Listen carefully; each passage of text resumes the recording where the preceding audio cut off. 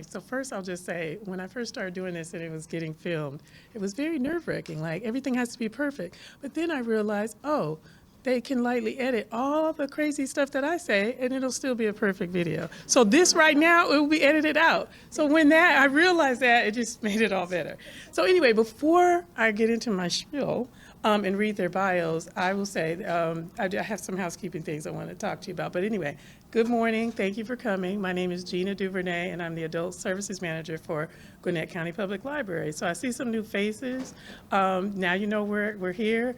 Then you have a flyer of upcoming talks. We do it every month, so please come back. Come back again and see all the other things that we do, because we have a lot going on this spring and summer. We have a giveaway, and it's a good giveaway, so hopefully you filled it out. Renata, did you fill it out? Okay. Calling people out. Barnes & Noble is here with the beautiful book. There's a technical difficulties, but they're working it out, and so hopefully by the end of the talk and before the signing, everything will get ironed out. We also have seeds in the back. They're from Georgia Gwinnett College.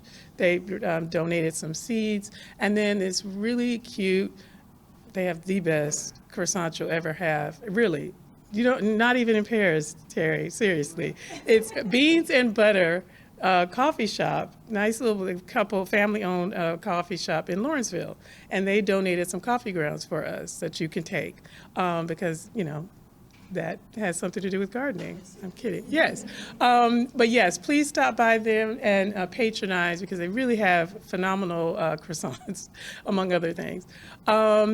Oh, if you haven't received or you grabbed your brownie or your cookie with raisins, okay, raisins. Okay, grab those, eat and enjoy. And that's your delivery? It's beautiful.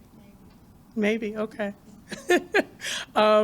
Thank you again all for coming. I am going to go ahead and read their bios and we're going to get started. I'm so excited to have Teresa here. I can't call you Teresa, I'm going to call you Terry. But Terry, I want to just say, you know, this is how I found you. I was scrolling through Instagram and it was just cold and I just was really waiting for spring, and I looked at her Instagram page and it's cottage. What is it called? Cottage in Court. Cottage in Court, and it was just beautiful. And I was like, that's what I want in my life. I need springtime. So I inboxed her and said, hey, can you come and make it springtime? And she said yes. So thank you so much for saying yes. Aber, thank you so much for saying yes. I will go right into the bio. Terry Speight is the Urban Garden and Container Garden Chair, District 1 for National Garden Clubs, Inc., and the founder and president of Jabali Amani Garden Collective, a garden club for minority women who enjoy gardening. Through her blog and podcast, Cottage in the Court, she offers a unique perspective on connecting with the earth, as well as curated garden experiences for small groups. Terry also offers one-on-one garden coaching, specializing in earth-friendly practices. She is the co-author of The Urban Garden, and of course, the author of this beautiful book, Black Flora. Aber Lee is an American public horticulturalist. That took me a while. Historian and writer who researches Black garden history and raises awareness of the subject through social media. Please, let's give him a round of applause.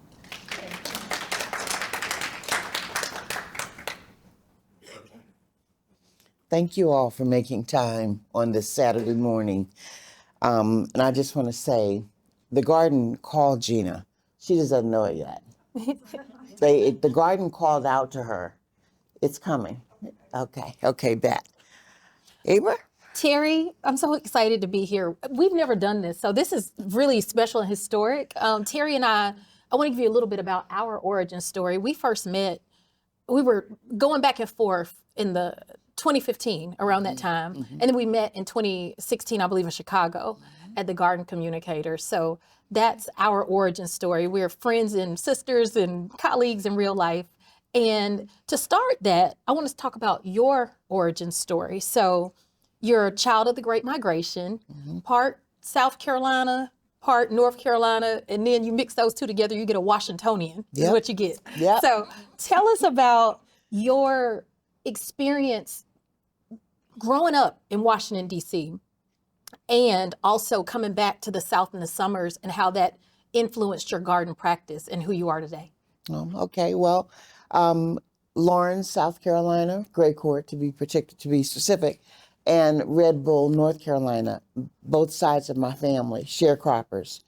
Going down there in the summer times for a week in each place, in South Carolina with my Aunt Parthenia, North Carolina with my dad in a car with no AC. It was quite interesting, yeah. But you know what?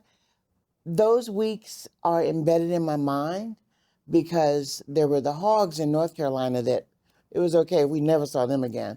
But in South Carolina, there were the plants of my ancestors, from hydrangeas to iris, cosmos. I mean, it was just a beautiful setting. And then coming back up the road, my Aunt Edgenora, great Aunt Edgenora, had a living screen of sunflowers in the heart of DC. It made the Washington, it wasn't the Post at the time, but it made the newspaper because who would have thought about that? Mm-hmm. You know? So having seen all of this growing up, from plants in coffee cans, we gardened wherever we could garden, and we gardened in whatever we could find to garden in. And it's not just me, it's also in evidence of, like, Hannah in the book. Hannah has the same memories that I have of going down south and bringing that knowledge of the garden back home with us. Those are my memories. And every spring, my mother thought it was quite important for the four of us. My parents called us the Happy Bunch. We grew portulaca, marigolds every single year, and coxcombs. That was the garden. It never changed. But it's okay, because behind all that, my dad planted my mother a rose garden with Mr. Lincoln roses. Yeah. So those memories are deeply ingrained in all of us Happy Bunch, as well as what I've shared with my own daughters. And you are sharing it with us about that Southern influence and the coxcombs, the portulacas. And growing up in DC, you shared with me your dad was a curator for the Smithsonian. Yes. Is that right? Yes. And that influenced your artist palette as a gardener as well, just some of your travels through the Washington Mall. Will you tell us about that as well? Oh, yeah. That was my summers when I would annoy my mother. She would send me to work with my dad. And I would wander the mall, our national mall, where I was not supposed to be. I was supposed to have stayed in the Smithsonian. But I remember Lady Bird's garden. A lot of young people have no clue what that was. Yeah, Lady Bird's garden. I would wander down there, and maybe I was a little too well known, because the guards would go, "I think your dad's looking for you," and I'd hardtail back up to the castle. And this is Lady Bird Johnson, Lady Bird the first Johnson, lady. yeah, Okay, yeah. okay. Our, Gotcha. where our wildflowers now are, coming back into play. But yeah, that was my playground. So to see my dad do the mum exhibit for the flower show. That's such a Philadelphia Flower flex, Show. I Terry. know. That's such It's a just flex. like, I love it. this is like the guy that had the giant lobster claw on the fireplace. It was just part of who we were growing up. So I don't understand how we've lost touch with the garden. That bothers me. So beyond your childhood and going to spend this beautiful experience on the malls in Washington, you also attend the University of Maryland and major in environmental science. Earth science. Earth science, at okay. the time. And then get married, have a family, and then you take a turn towards the professional side. So the joy of childhood is behind you, Yeah. kind of, Yeah. and you're moving into your professional career in gardening. Yeah. And with that, we're both garden historians. Yeah. And you share something, a professional background with one of our favorite history figures, a gentleman named Wormley Hughes, who was an enslaved gentleman who was the head gardener Yes. at Thomas Jefferson's Monticello. And tell us about yourself being a head gardener, also in a historic city in Virginia. Well, I was head gardener for the city of Fredericksburg. And I really have to tell you one quick story. Kent Park, a lot of enslaved are buried under the park.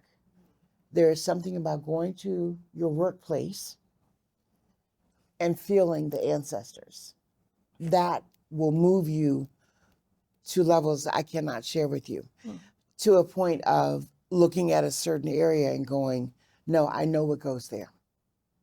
because they speak to us from the earth, from the trees, from the shrubbery. You look at an old tree and just stand with it. You know, I also was a founding farmer of the IT CSA, another place where we no chemicals at all, and we grew what we ate.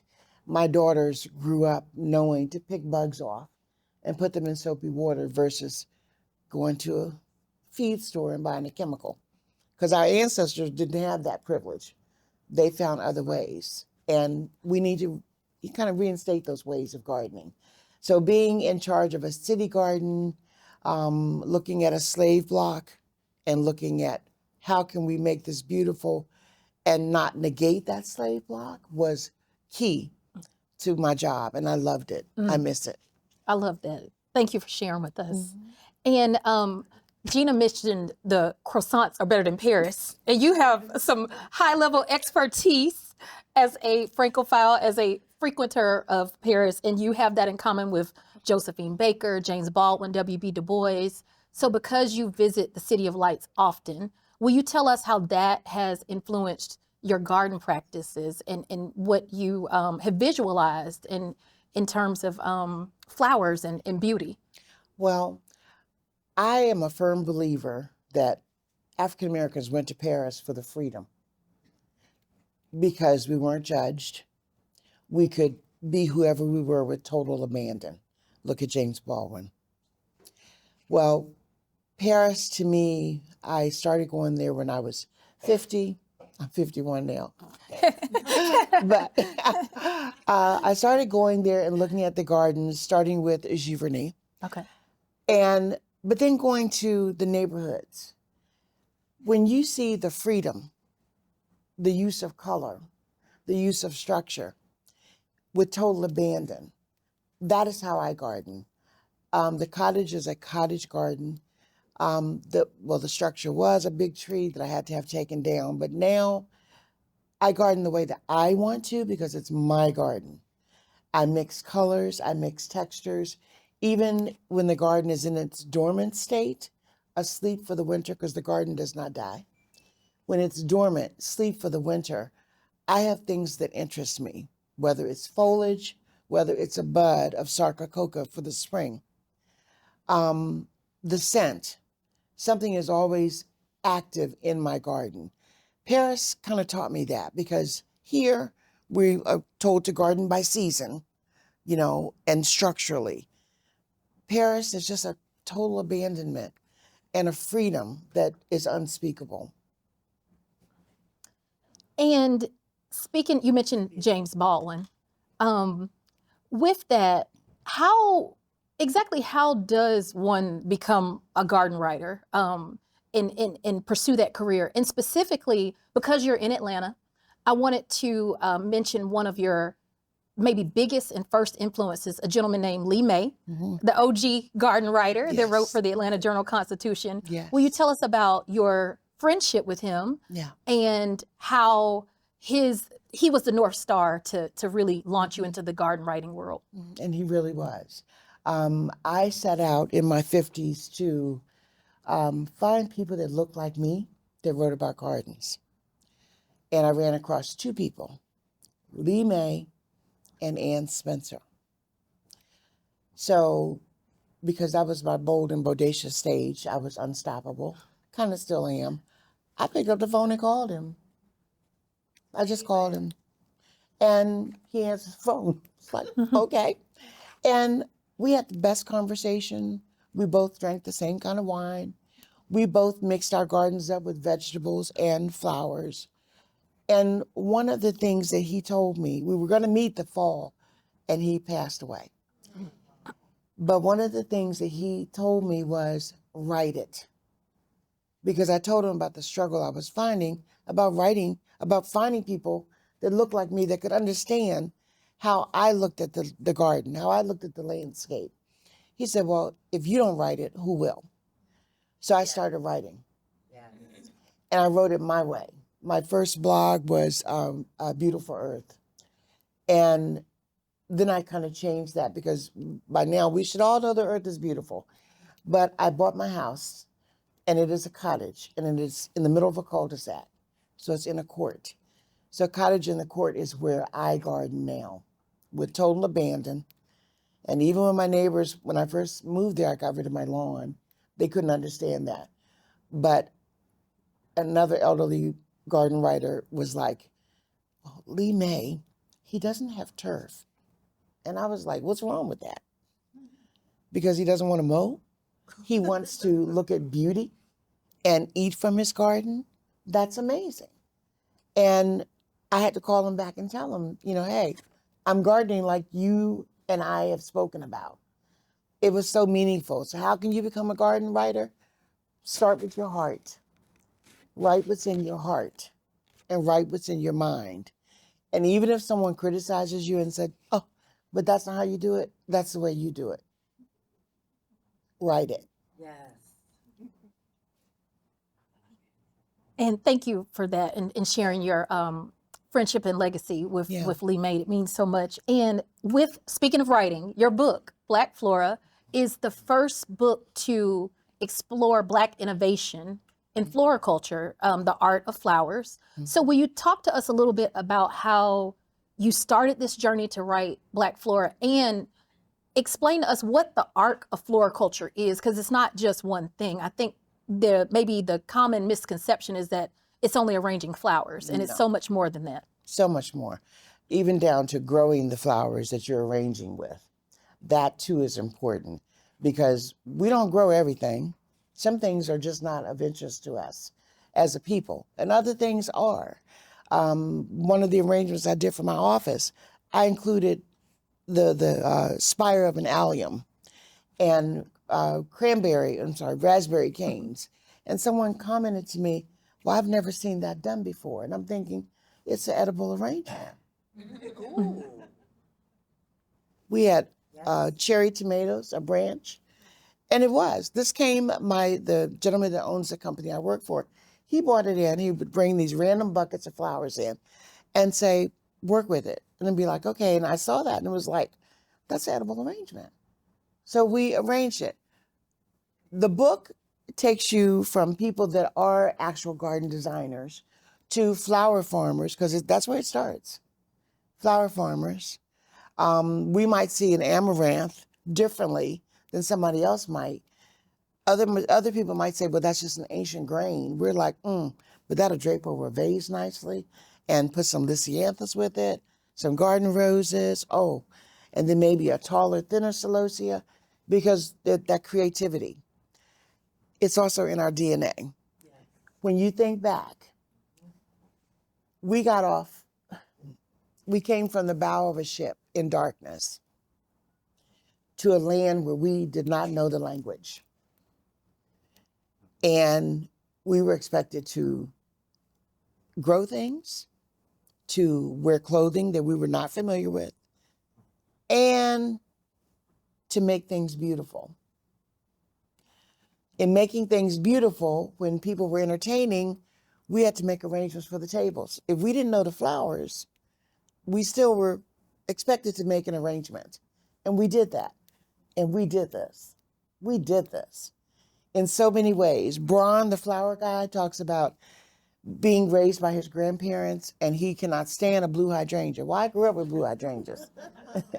I mean, we had them in both sides of the front door in our house. We had them in South Carolina. They were in North Carolina.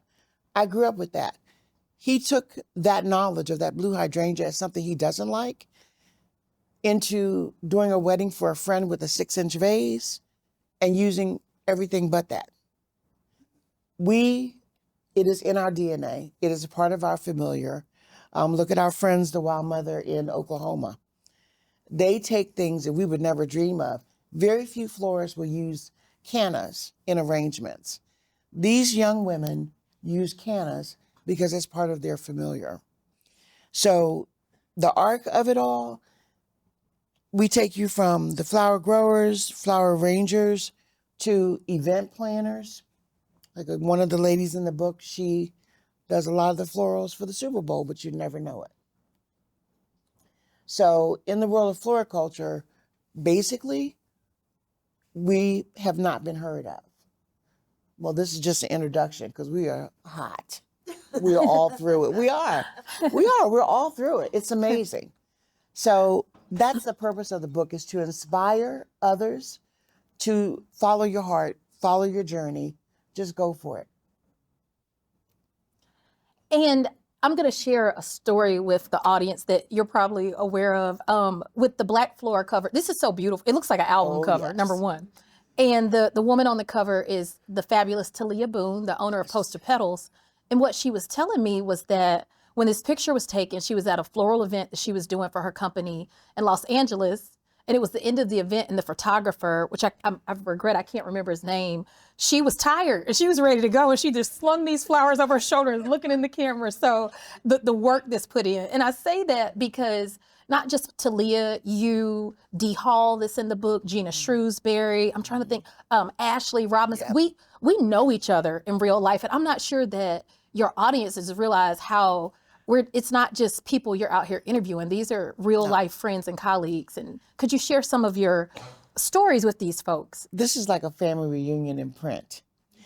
And I want to focus on Talia because during the period of pausing, because I don't use the other word, the period of pausing that we all went through, she knew that flowers uplifted her spirit. And so she went to the wholesaler and was wondering, well, why can't people just get these flowers? And the gentleman told her, well, because no one ever really pursued that avenue. Start with your heart. So she said, okay, I want to pursue this avenue. I want to make this a reality. Her company, Postal Petals, that's why I am so honored to have her on the cover. And I use Postal Petals. If I'm sending someone something, I will send it through Postal Petals. I say that because she took an idea, made it a reality. Now it's her business. And even the combinations that she chooses, they do health and wellness. The combinations that she chooses in her beanie boxes are amazing. It's something most people would never think of. Her journey into making a dream, a wish, a reality it stands on its own merit. And to have her on the cover of the book, in my opinion, the look on her face says, get it done. Mm-hmm. Just do it. Just do it. The first cover was beautiful, but this is more of who we are. And I really do say that. Dee Hall, we have an Instagram group, Black Flower Farmers. And Dee is amazing.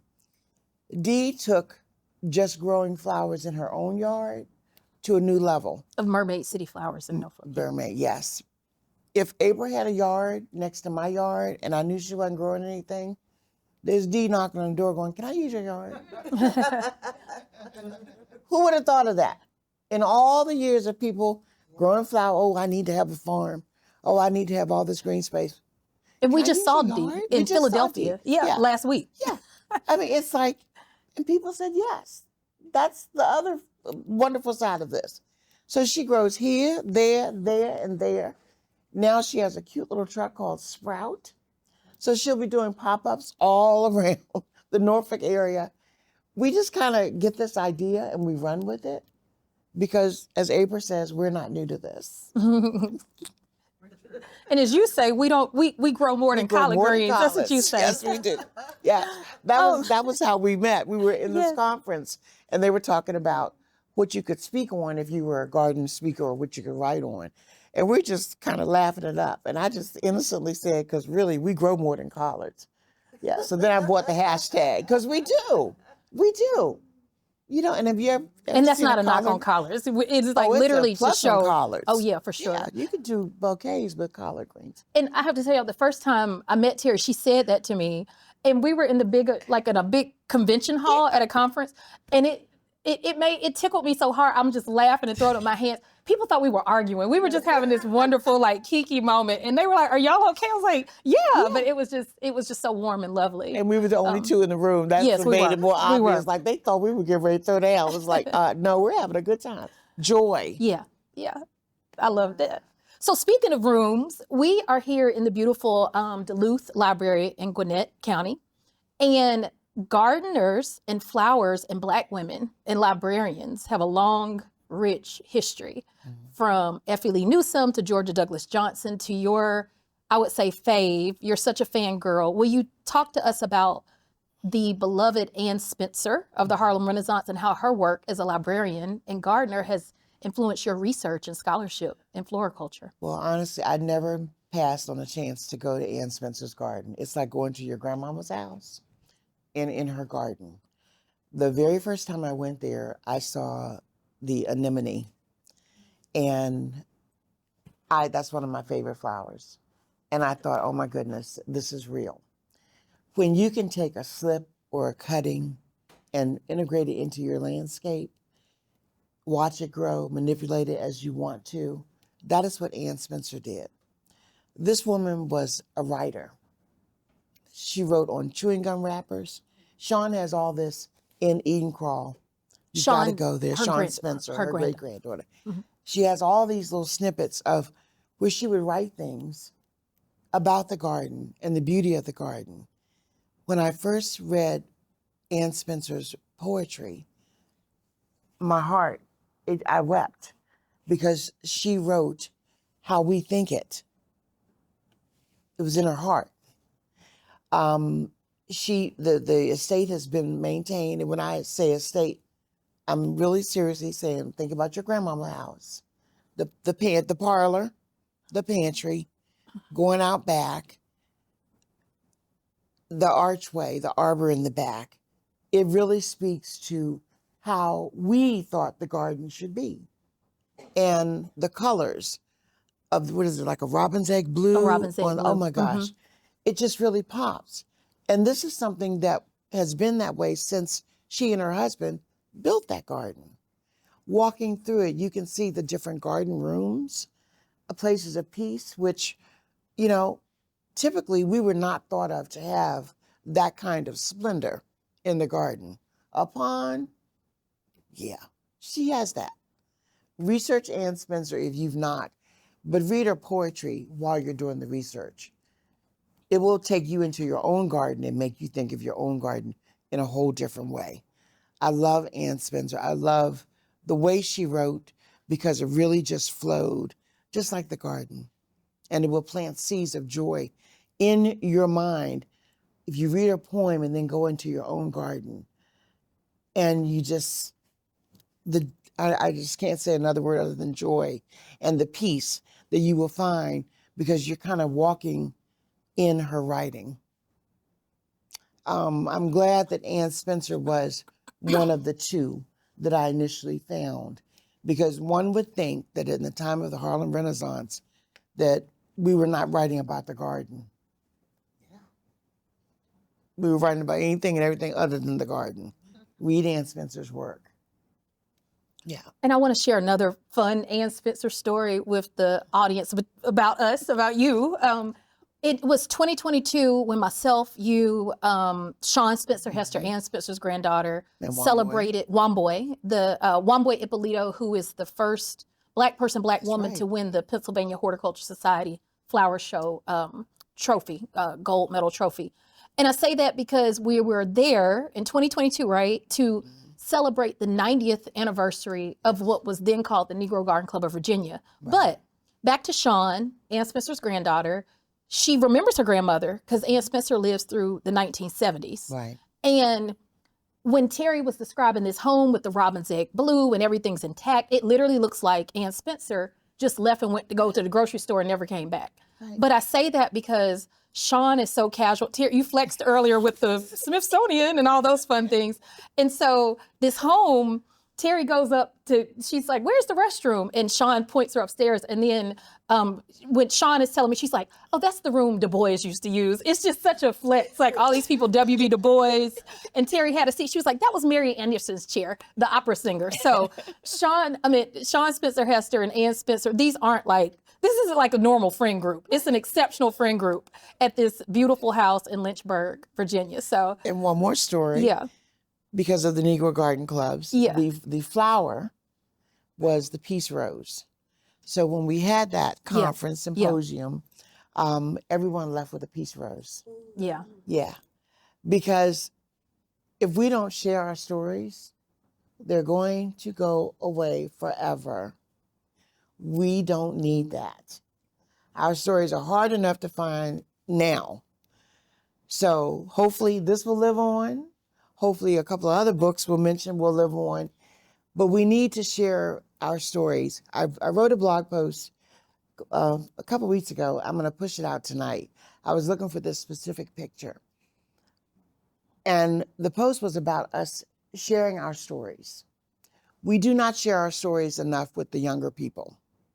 We have got to share the stories because we may not be able to find them soon. We've got to share them. Write your story. Write your garden story. Your life is a living garden story. Write it, please.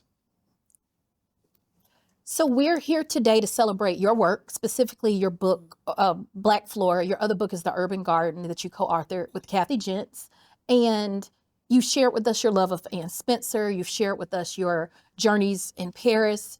And you mentioned growing up in D.C., going back to the South. And you told me as a child, you would also go visit Longwood Gardens in Kennett Square, Pennsylvania. So my question to you is, what gardeners or gardens or garden books should be on our radar outside of Black Flora, which is exceptional? We want to know what you're reading and who you're checking out and where you're traveling to.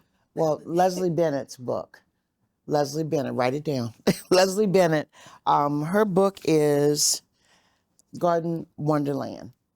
It's a wonderful book. Leslie believes in Black girls gardening. She believes in using our gardens to share our story. And she does it so well, so well. Juliet Sargent, across the pond, has a book coming out next month. Yes. Called Soils, because I used to tell my dad it's all about the soil, stupid, and he'd go, Teresa, don't say that. But it really is. It is about the soil. If you have good soil, you're going to have a garden. I do not water my garden because my soil is good. How's my soil good? Because what I grow, I turn into compost. So get some of those coffee grounds back there. That's such a good thing for your soil. But I put it back into my soil what is grown from my soil. If you start with that and enhance your soil, get your soil tested at least every 3 years, that's a great start. The third person I want to mention is a book, A Short History of Flowers. Okay? That is another good read by Averly Richmond. Those are 3 good books you can kind of start with. But to go beyond that, places you want to go to Giverny, go to Paris. I dreamt of going to Paris since I was a kid. I knew I was going to Paris when I was 50, going through a midlife change. And when my mom passed, ironically, because my mother was a homemaker, she was the one that helped us garden. We read her little notes that she wrote. She always wanted to go to Paris. She never told any of us that. So I went, I understand it. My sister just went in January. She said, I understand. Yeah. And my sister now is an avid gardener. She is on hydrangea restriction. So it is truly in our DNA. But start with those books. Start with Paris. Start with your public gardens. Your public gardens are there to instruct us on how to grow, what to grow. Do you really need to water every day? No. They're not out there watering the same spot every day. Let your flowers teach you. But if you're here at home, can't travel, start with your public gardens and walk your neighborhood. Look in the yards of your elders. That is key, because your elders are growing from their mother sense, from their familiar, and then ask them about it. Talk to them about it. They're going to be the leaders to your garden journey. So 2 things I just took from what you said, the Garden of the Elders. I love how what you are helping us to understand the gardens of rural North Carolina and South Carolina are as important and as impactful as Giverny and Longwood Gardens. And funnily enough, I was talking about Anne Spencer's friend circle and Du Bois, W.B. Du Bois, and Marian Anderson and Paul Robinson. And you said purchased the book Soils by Juliet. Well, the audience needs to know Juliet Sargent is a Black woman who is the first gold medal winner for the Chelsea Flower Show, and the first Black. And Terry said it so casually as if it's just Juliet. I'm like, this is Juliet Sargent is in your friend group, so that's pretty amazing. So you are at peak Ann Spencer level right now with your friend group. But when you think about it, where her ancestry is from, Juliet. Yes. Where our ancestry is from, yes, we went to school to get this knowledge, or we've read to get the knowledge. Honestly, it's in our DNA. When you really think about it, it is in our DNA. It's in everyone's DNA. Should you choose to go back and dig it up, it's there. Just stand, look at the soil, and just think to yourself, I can grow something in this. And then just do it. There is no wrong way. Plant a seed. That's the most rewarding experience. Plant a seed. You got this. Wow. So I just have 2 quick questions for you before we wrap this up at noon. Number one, because you have the cottage and the court, your beautiful home garden in District Heights, Maryland. Yes. What are some design tips that you can give us, or even flower arranging tips? Just something that, I don't know, I could use. Anybody? Yeah. Well, number one, because water, in some areas, water is restricted or not available. So think drought tolerance. Look at your lighting. If you have full blaze-on sun, when you're looking for plants or seeds, think about how you're going to use it. Full on sun means full sun. Don't plant a shade plant in the sun. And I hate to use this example, but don't plant hostas in the sun, please. They really want a little buffer of shade. In Georgia, for sure. Oh my goodness. If your hostas have brown edges, move it. Give it a new home. It needs a little shelter. That burns me up when I see people do that. And knockout roses were bred to be 3 feet. If they're 5 feet tall, cut them, please. You know, and don't be afraid as an arranger. If you're growing cut flowers, don't go out there every day and go, oh, it's just so pretty. Cut it. Put it in a vase. If you cut it, another will come. You know, dahlias, if you want the biggest bloom, pinch those side shoots off to get the big bloom, but then make sure it's on some type of support so that you don't wake up in the morning and it's bent over. And if you're growing produce, as I tell my loctician, if the squash is 3 inches in the morning, please pick it in the evening, because the next morning it's going to be a baseball bat. Oh, wow. Yeah. Wow. Cornichons should be 3 to 5 inches. That's a baby squash. Harvest it, you'll notice the flavor is to die for. So those are a few tips. And don't, use that foliage. Use that foliage in arrangements. You'd be surprised. Before I say this last question, something you said, it tickles me, reminds me of when I was a horticulture student at Auburn University in Alabama. You were talking about picking the squash from 3 inches and it'll be a baseball bat, or the knockout roses being 3 feet growing to 5.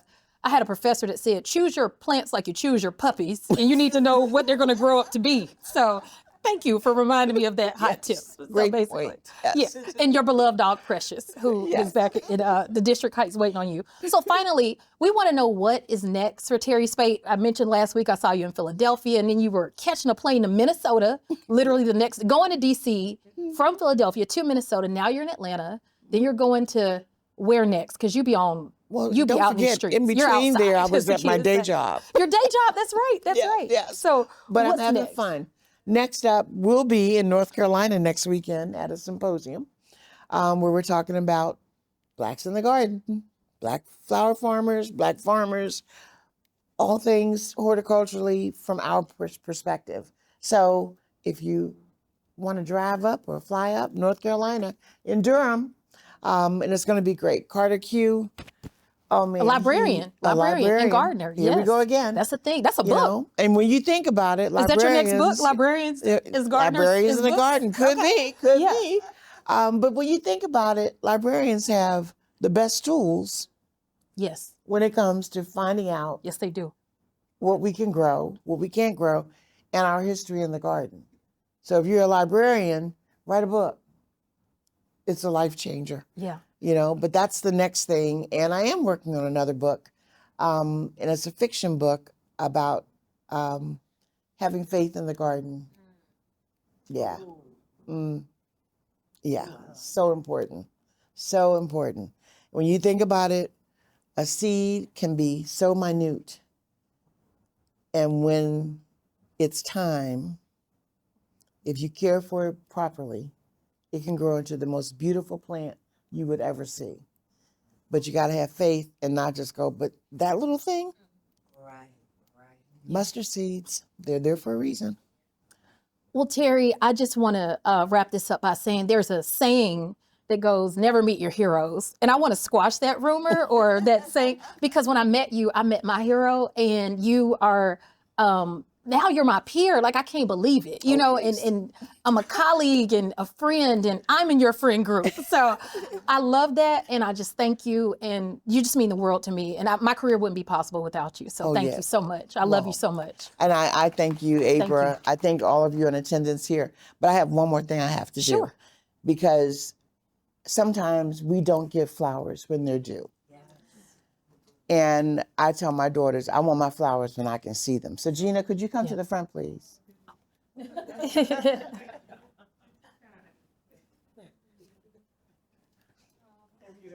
Gina.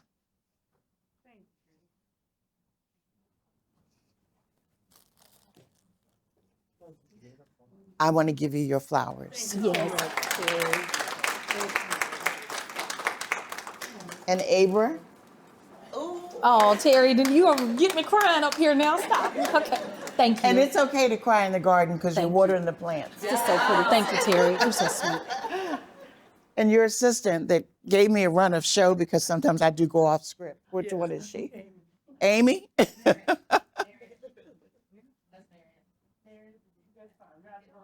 There you go. There you go. Thank you, Terry. That's so sweet of you. Thank you. Because I'm known to go off script, and I was at this whole week, it was like, how can we come down to Duluth, Georgia, and not give flowers where they're due? Grow the cut flowers, grow any flowers, gift them to yourself, and share them with friends.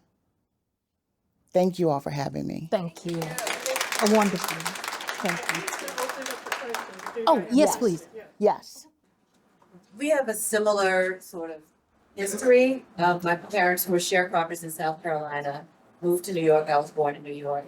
And they moved back to South Carolina and currently live near where my father's ancestors were enslaved on a plantation called Belfry. And my father, in particular, picked cotton as one. I see cotton in arrangements a lot now, reeds, arrangements. And I wanted to know your sort of thoughts on cotton as a decor item with, with our history with the plant. Funny you should say that. I have cotton arrangements all over my house. And the gentleman that would bring me the flowers to work that I would arrange every week, he brought in cotton one day. And the young kids, because see, this is why knowing your history is so important. The young kids were like, oh my goodness. Well, but that's cotton. I'm like, yeah, it's cotton. And I proceeded to put it in an arrangement. And they were like, they were touching it because they had never seen it before. Share the history. Cotton, to me, balances out an arrangement because we're taking something that hurt us and are including it in arrangements that provide beauty. Okay. So when you skin your knee, you fall and skin your knee, it hurts, right? But it heals. And then you understand that you probably shouldn't run so fast, right? It turns into a lesson where the cotton once was picked and it brought us pain, let's be honest, but sometimes those painful things can also bring joyful memories. Abra and I were talking about this, and I'll be quick with this. We were talking about how we find joy. You think about it, we picked cotton and did other things all day long. Can't see in the morning, they can't see at night. And then proceeded to go to our little plot by our little slave cabin to take care of our own crops. And in doing that, we sang, we hummed, we had conversation with people in the next cabin. Those things hurt during the day, but in the evening, it brought us joy because we were toiling in the cool of the evening. There's a lot of messaging in that. And we still ate and we're still here. So cotton and arrangement, it doesn't bother me. I use it as often as I can as a reminder. And that's why I have every room in my house I just have a vase with cotton. Yes. Wow. Yes. Thank you for being here. I just stumbled on this in meetup, so I was looking forward to it. I'm glad I could be here. My question is, I live in an apartment and I don't have the space in the garden, but I'm a big plant person. I like the whole apartment is filled with plants. I want to move into flowers. What would you suggest that I start with in the value? Oh, you have a balcony. So you do have someplace to garden. I do. Okay. Okay. Yeah. If you have a pot or a plot or a field, you can garden. Okay. You can have a meadow in a pot. American Meadows has a seed mix to have a meadow in a pot. But you can throw cosmos and zinnias in a pot. And if you do the cut and come again zinnias, you can have vases all summer long to take to work, to live, to have in every room of your house. A 5-gallon bucket will do you. I have that, but I just want to know which one would be for someone who's not experienced, like Find a pot the size of a 5-gallon bucket. That's your gauge. Don't go smaller. Don't waste your time, and don't be disappointed. Start with a pot the size of a 5-gallon bucket, and go anywhere and get some zinnia and cosmos seeds. Start with that. That's the easiest. I mean, if you want to, put some marigolds at the base. Do some signet marigolds. You can sprinkle the blooms on a salad. That's another way. Yeah. The joy of growing a cut flower and then being able to have that vase in front of you after you sprinkle the nasturtium blooms or the leaves in your salad, and then you're sitting there looking at the cosmos and zinnias going, that was a good meal. And I got flowers. Easy peasy. Yes. What is the easiest to grow in a container? A flower or a veggie? No, a flower. A flower? Anything you want. I'm being very honest. Anything you want. See, I don't think my ancestors were in the because I just only thing I can grow is hair. That's it. So you have full sun, you have shade. I'm in an apartment now, and I have partials. Well, full sun during part of the day. Yeah. In the morning or Yes, afternoon? in the morning going to afternoon. Okay. Something like that for now. Try snapdragons. That's an annual. Okay. But try snapdragons. There's a shady cut flower mix. Okay. And these seed mixes, easiest way to grow, try a lot of different things, because whatever you're attracted to in these seed mixes, you're going to cut that, find a pretty vase or a jelly jar. Take it back. Jelly jars work. Yeah. And you can even do Mod Podge on a jelly jar, which makes a great cut flower vase. Yeah. Pictures of your ancestors work. Okay, I'm down the rabbit hole now. But these are seed mixes. They allow you to figure out what is the best plant in that seed mixture that speaks to you. Cut that, take a picture of it. You can look it up, research it. And then when you find terra firma or a bigger place to grow, then you grow that one thing. Or if this year your semi-shady seed mixture has snapdragons and, I don't know, baby's breath, and you decide, I like the snapdragons, they make a statement.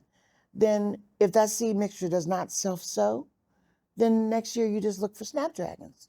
Okay. And you said that's the partial shady mix? It'll be a part shade mix or a shade mix. There's a shade fragrant mix. There's tons of seed mixes.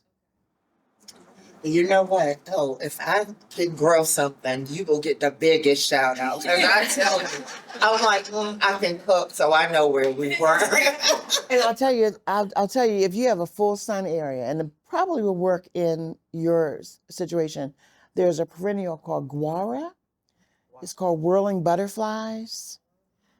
And keeping in mind, I have not watered my garden in 20 years. I don't, because there are people that need water and don't have it. So I'm very particular about certain things.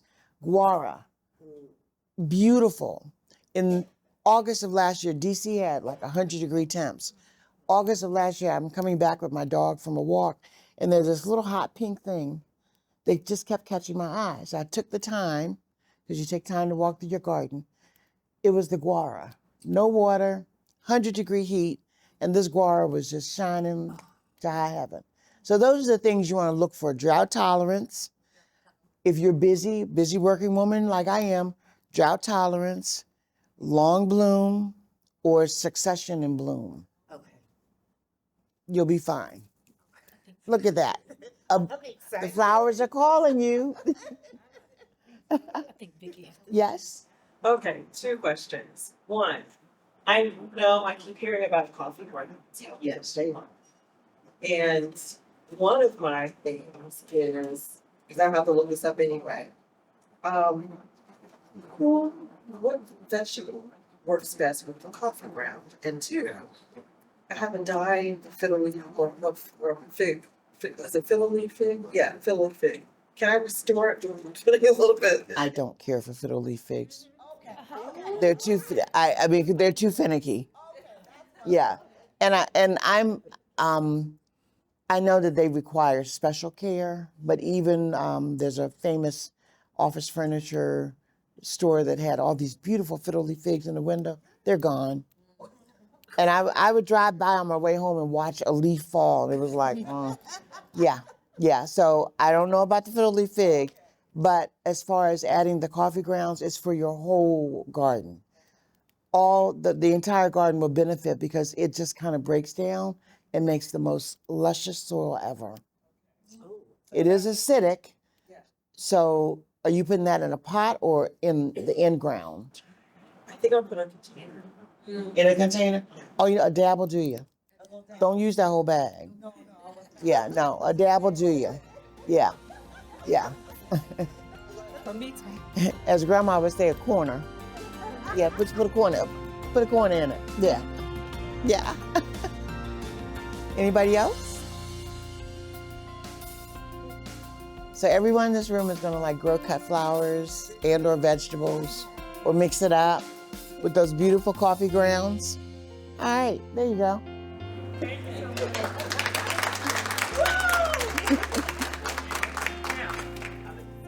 Thanks to the local representatives, everything's working. So please, yes, head over there and I will get her in place to start signing these beautiful books. Thank you for coming.